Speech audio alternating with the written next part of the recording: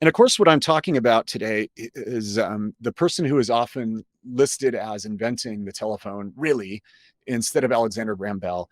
And that is a fellow by the name of Antonio Miuchi. I don't know Now, this story. You know what? This kind of fake because you always come up with Italian all the oh, time. If well, it's see, not Caesar, it's Rome. If it's not Rome, it's an Italian dude. Every and see, time. welcome everybody to another episode of WTF History. This is the show where we go through two vignettes an episode loosely tied together that will make you say WTF. This is the type of history that is not taught in schools. And folks, we want to thank you. We want to start this episode by thanking you. We have had tremendous success with our last episodes. They have been hot commodities on YouTube. Each of them has had over 100,000 views and counting. And because of the tremendous success of our last episodes, which covered things like kings and battles and Napoleon and the greatest charges of all time, today we're going to talk to you about the fascinating topic of the telephone. Yeah. The telephone. What? Oh, and let me just start by saying that my co-host picked this topic. So if you're upset at it, you let him have it in the comments. Because bro, I said telegram. Telephone, telegram. I mean, whatever. All right. And folks, I'm going to lead off by talking about one of history's mysteries, which is who really invented the telephone. Yeah, good point. It is something that is beset, I will say that, by identity politics, which is hard to believe. Something as concrete as who invented the telephone. It is something that falls in the category of other historical debates. Many of you have probably heard the debate that, did Marconi invent the radio or was it Nikola Tesla?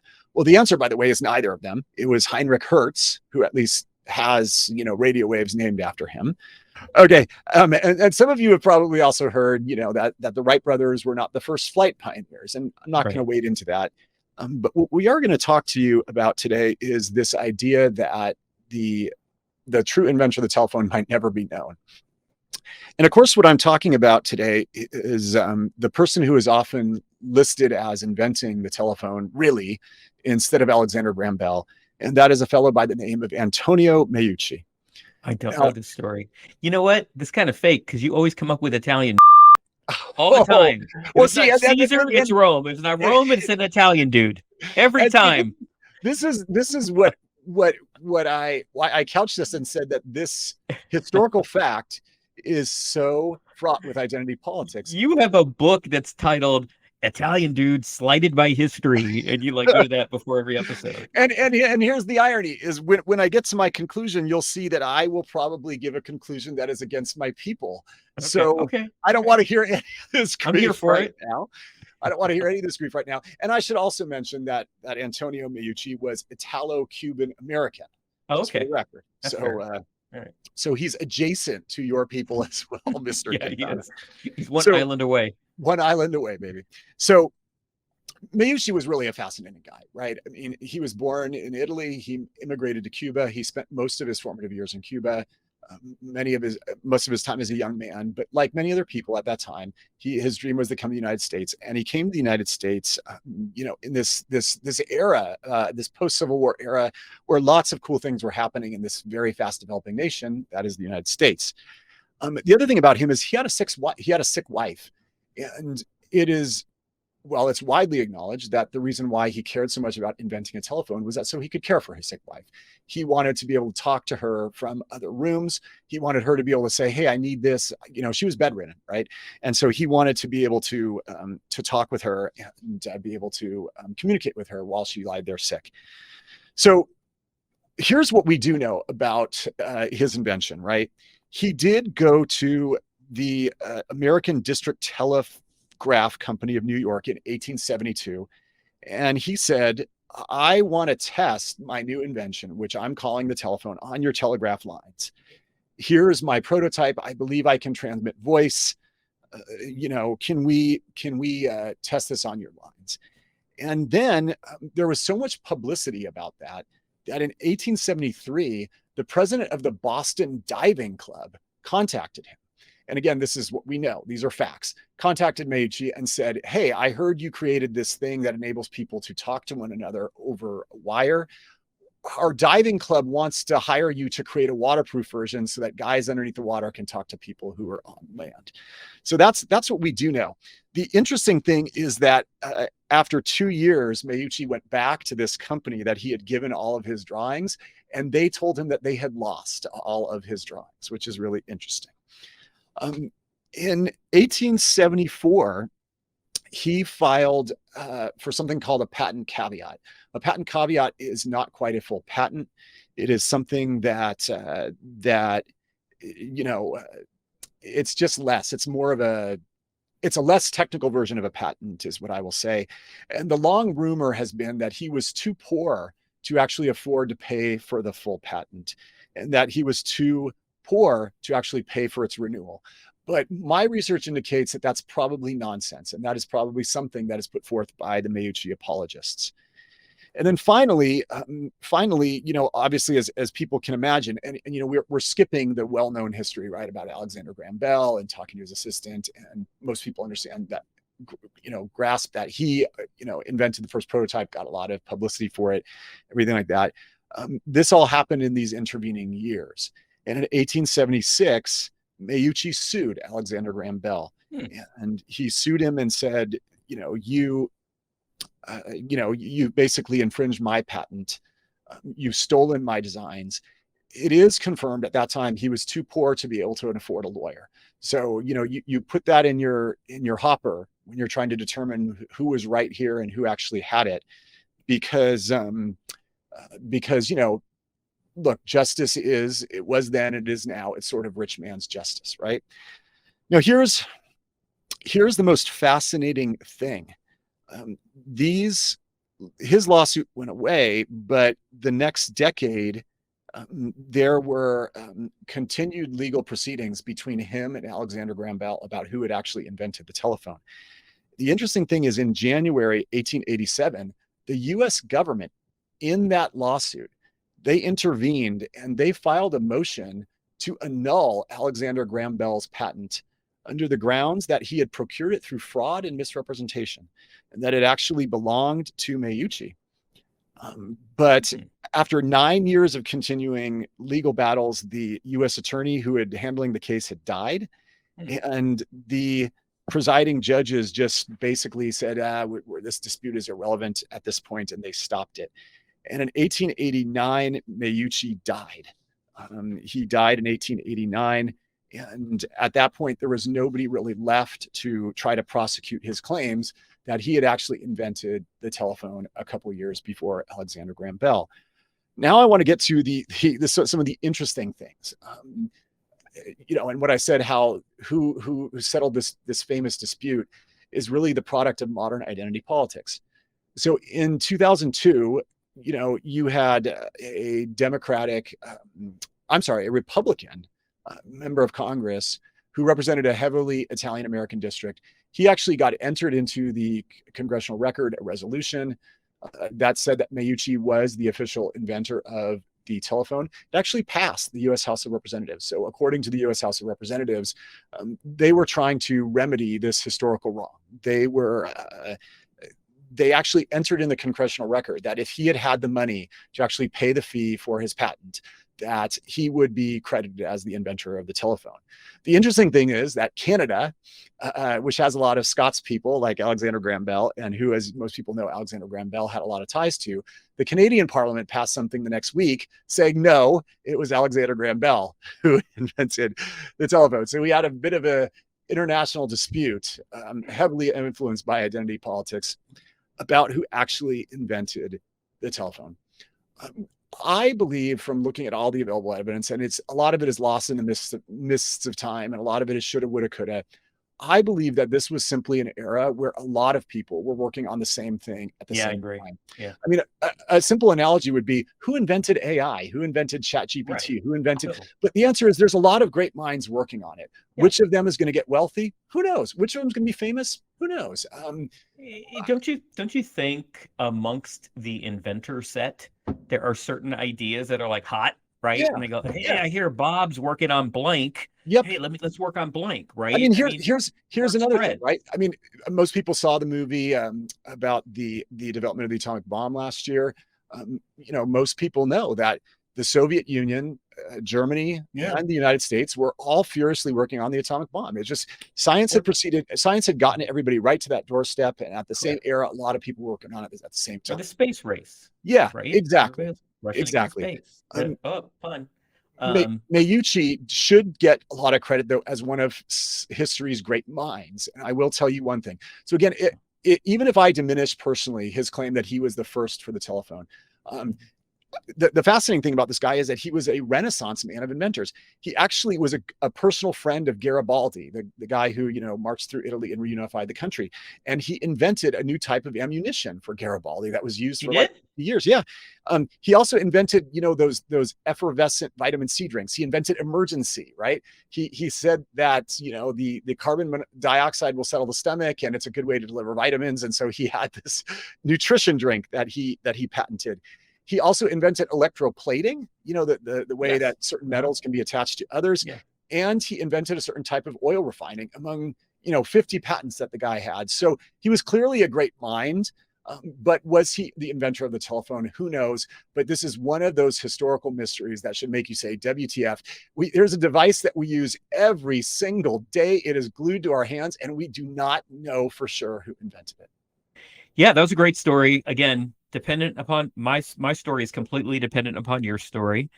Wow, I wonder how we came up with two stories so closely related when we didn't even talk before this. It's pretty wild. So, listening to your guy Miuchi and all the different things that he invented or had a part in, as a person that, really does a lot of history reading and research, what I've noticed is that people have such freaking full lives back in the 19th and 18th and 17th centuries. You know what I mean? Like, he had such full lives. Like, everybody I read about, it's like, he was born in Kentucky and then got married at the age of 14, cleared by hand, 40 acres of woodland, became a successful farmer. Then he had a dry goods store. Then he took a wagon train out to the Dakotas. Then he became the Dakota territorial governor. Then he fought in the Civil War. Then he died at the age of 29. And I'm like, Jesus Christ, what's with these dudes? Like, right? Am I wrong? No, you're not wrong at all. And I don't want to go too far down this, but why do you think that is? Because they didn't have anything else to do. It's an episode on a telephone, and I'm going to say that they were not burdened by answering 500 emails. Yeah, they had time. They had unlimited time. They had time. They had adventure. They you know what I mean? If they thought about it, they pursued it. And now, right? I mean, you just sit there and kind of scroll about it. Anyway, that's what your guy reminded me of, and it kind of goes into my guy too. So I want to talk to you about a guy named Almon Brown Strowger. He was born in Penfield, New York in 1939. He was a cavalry lieutenant. Not a lot is known about his younger life. But what we do know is that when his mother had him and his brothers do chores or tasks, they would all try to create little machines to get the again, like, geez, what did these kids do back then? But it's like, hey, go do the dishes. Let me create a dishwashing machine. That's how they thought. So anyway, that's what we do know about him. He was a cavalry officer in the Civil War. And then after that, he was a country teacher. He taught in Kansas. And then he moved to Kansas City, Missouri to become a Undertaker. And he had a mortuary home, and he was an Undertaker. So, which still is kind of weird, right? You go from a teacher to an Undertaker. Yeah, it's like. But anyway, so I hear there's a lot of money in dead bodies. I tell you what's better than dealing with these freaking punks, corpses. So he became a Kansas City Undertaker. Well, as a businessman, Strowger was like, well, I'm going to get a phone, right? Because phones were popping. This we're talking about right here. We're talking about 1886. That's when he moved to Kansas City. And so he got a phone, and he was like, Strowger Mortuary. I don't know, whatever it was called, right? But I do know it was, he lived in the Bunker Building in Kansas City, which is still there. Beautiful brick building. I wonder if the people in that building know who lived there before. But anyway, so he was having his undertaking business, and he bought a phone, but he wasn't getting any phone calls. So he bought the the bell device, and no one was ringing his bell. So he was sitting there going, I don't get it. I bought a phone. The guy sold this to me that I was going to get business. His name was in the book, but no one was calling him. And it was really bugging him. And so one day in the paper, he reads that one of his best friends was having a funeral service. And then he was like, okay, enough of this. Like, that's my best friend.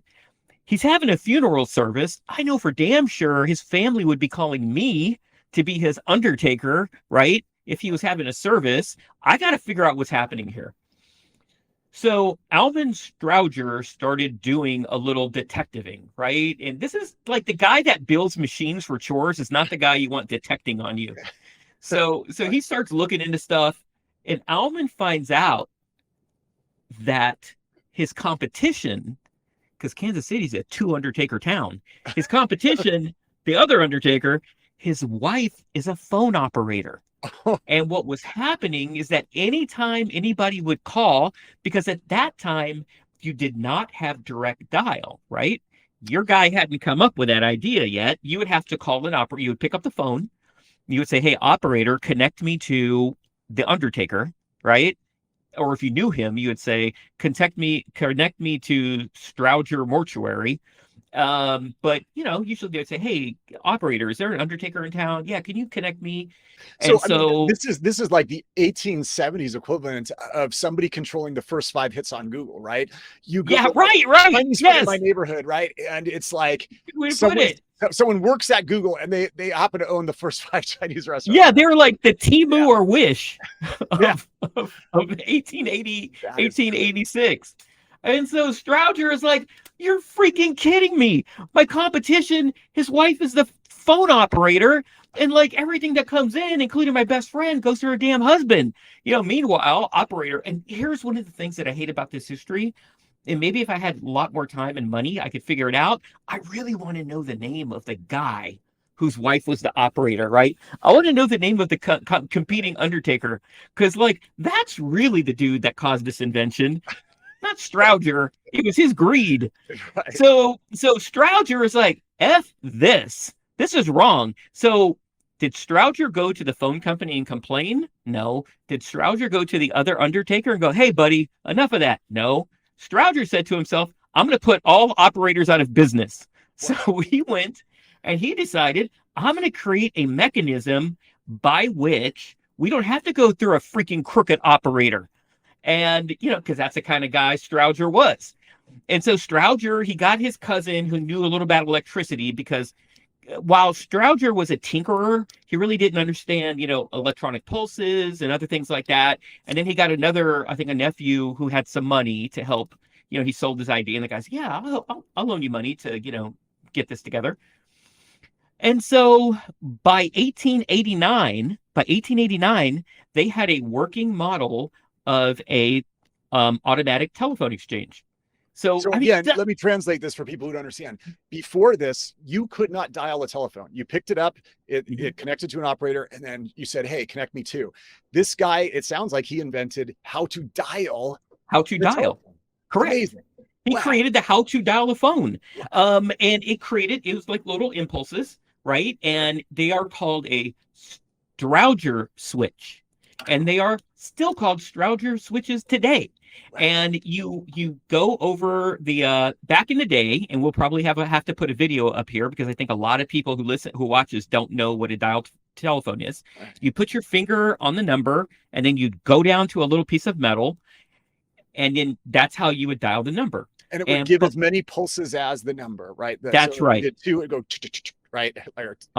Yeah, it would make that noise. But what those were electronic pulses.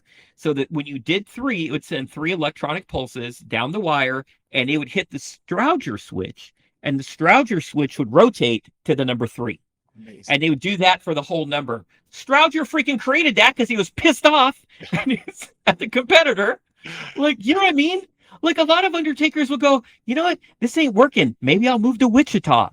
But no, he's like, I'm going to put all operators out of business. Yeah. So by 1889, Strouger had patented his Strowger switch, which was the key component of the automatic telephone exchange, which was, as we call it, dial service. So now it enabled you to just dial a number. So I didn't have to pick up the phone, say, hey, give me Gatto. I could dial, right, rotary dial on my phone, your number directly, which we did, right, up until like the 1880s, the 1980s. But those were Strowger switches. So it's somewhat interesting. You would think that these would have caught on everywhere pretty quickly, but they didn't. And one of the reasons that of these automatic telephone exchanges, direct dial, didn't catch on was because they were expensive. And because they're expensive, female workforce was cheap. So the females at that time, right, in the late 1800s and the early 1900s, right, they were very, very cheap labor. And so a lot of the telephone companies would say, hey, it's cheaper just to have, right, an operator here than it is for us to go in and spend all this money on all of this capital outlay and create all these Strowger switches. And but slowly but surely, they all came on. So the first one was put in LaPorte, Indiana, because he did move. He moved to LaPorte, Indiana, and that was in 1892. He created the Strowger Automatic Telephone Exchange Company, and they were the ones that created the first fully automatic exchange telephone company in LaPorte, Indiana. Now, usually we talk about how, after this, the guy dies penniless in a hotel in the Bronx. But in this case, actually, Strowger did okay. Strowger was an interesting guy, right? Because he'd had that full life, as we talked about. He was an Undertaker, got pissed off out of pure spite. He changed the world, right? Right. And so he sold his patents to his associates at the company in 1896 for $1,800, and that's about $60,000 today. And then he sold his shares in the automatic electric company for $10,000, and that's about $330,000 today. And then after he had left the company, his patents were then sold not too long after that, in 1916, to the Bell Telephone Company for $2.5 million, which would be $63 million today. And that was a mere less than 2 decades after he had created this. After he sold all of his shares, really, he kind of just walked away and never did a single thing again with the Strowger switch. That's amazing. After 1896, after he sold them and moved away, he moved to St. Petersburg. He kind of walked away from that, and he got back into the undertaking business. Meanwhile, of course, his invention, the Strowger switch, is transforming America, because by making it easier, right, to dial people, the phone was becoming bigger because you didn't have to have this huge, operation of operators and switchboards and all of this other stuff. So more people could open up phone companies. It became much easier. And he became a little bit of a real estate magnate. He moved to St. Petersburg, Florida, and he bought a complete block of the city of St. Petersburg. And that was a really good investment for him, and he did very well in his final years. But he didn't live very long after that. He died in 1902. So he invented, invested, and hit the road. But the changes that he brought with him really laid the groundwork for computing as we know it. So in World War II, Mike, the Allies created this kind of a joint venture that we didn't even learn about until late in the 20th century. We didn't know any of this existed, where they created a set of computers called the Colossus. And what the Colossus did was the Colossus was going to try to break the codes of what was called the Lorenz cipher that the Axis powers were using, right? To send messages, hey, attack these subs here. Hey, we're going to invade here, right? So you're familiar with the Enigma, right? Sure. The Lorenz cipher was a different one. Another group of scientists were working on breaking that one, and a guy named Tommy Flowers headed up a team that was going to break the Lorenz cipher, and they did. We didn't learn about it until late in the 20th century because it was kept confidential, and only at that time did they let the public know about it. But the whole key to the Colossus set of computers, which allowed the Allies to break one of the most important codes in World War II, were Strowger switches. If you look at it, it's just a series of Strowger switches. So essentially, it did what we do now, but now we do it on a chip of silicon, right? But Sure. Strowger created a way to do it mechanically, right? But then, then at a certain point, someone says, "Hey, we can do that, but we can do it much faster and smaller if we use silicon." Sure. Transistors versus electrical pulses. Yeah. There you go. Right. And so you could make an argument, and many people do, that the groundwork that Strowger laid really set the framework for the computing world as we know it today. And in 1902, he was gone. Wow. Had no idea that what he did, because he was pissed off at the other Kansas City Undertaker, would really lead to world-changing inventions. So there should be 2 takeaways from your vignette, okay, that are very important. The first takeaway is this guy should be a verb. There should be a verb out there, which is I'm going to Strowger you, which means like, I'm not gonna, there's a phrase in politics, don't get mad, don't get even, get ahead. This guy just invented something that enabled him to get ahead, which I think is kind of cool. The second takeaway from this is the tragedy, which is during your childhood years, there were no dial telephones. And I'm so sad that when you were growing up in the late 1800s, I mean, and you think about how sad that was. And so I hope everybody watching has some sympathy for you and your childhood. Yeah. Yeah, because I had to light a signal fire if I wanted to get in touch with a neighbor. Right. Oh, two fires. He's in trouble. Yeah. Another takeaway from this is that during his lifetime, he really was completely forgotten. His grave in St. Petersburg is a very small headstone that has his name, that he was a lieutenant in the cavalry, and the dates of his life. There was nothing on it for decades and decades. And in 1945, the local phone company put a plaque in front of it, a small bronze plaque just in front of it, nothing major, just to give him, say, hey, this guy also did this. And that's it. That's it. That was Alan Strowger. As you said, a couple of great lessons in life and a piece of history that I think really made me say, WTF. And kudos to you for keeping that story alive. And folks, I hope you enjoyed this episode, keeping all those stories alive that they don't teach you in schools, little things like this that are fascinating and certainly carry very valuable life lessons for the world today. Thank you so much for WTF History. Don't forget to subscribe, like us, tell a friend, post us on social media. If we got something wrong, put it in the comments. If you liked one vignette better, put it in the comments. If you want us to return to warfare and blood and sacrifice and gore, put that in the comments. But above all, thanks for listening. All right. Thank you. Bye. Hey, if you like what you hear, like and subscribe. It really means a lot, and we would love to have you coming back every week. Thank you.